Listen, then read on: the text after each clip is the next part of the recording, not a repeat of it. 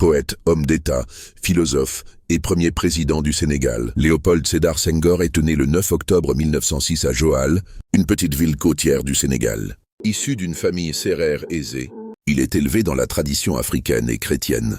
Très brillant, il obtient une bourse pour aller étudier en France. Il devient le premier Africain agrégé de grammaire 1935, une distinction prestigieuse dans le système éducatif français.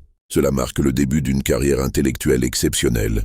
Avec Aimé Césaire, Martinique, et Léon Gontran, Damas, Guyane, Senghor développe le concept de la négritude dans les années 1930. C'est un mouvement littéraire et politique qui valorise la culture, les traditions et l'identité noire face au colonialisme européen.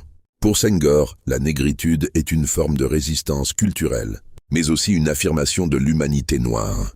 Pendant la Seconde Guerre mondiale, il est fait prisonnier par l'armée allemande, puis libéré. Après la guerre, il s'engage en politique.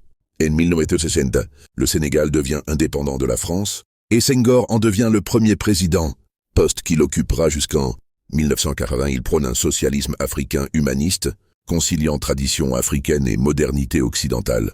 Contrairement à beaucoup d'autres leaders africains, il quitte volontairement le pouvoir en 1980, un geste rare et respecté. Senghor est également un grand poète. Son œuvre mêle la culture africaine et les formes poétiques françaises. Il a été élu à l'Académie française en 1983, devenant le premier Africain à y entrer.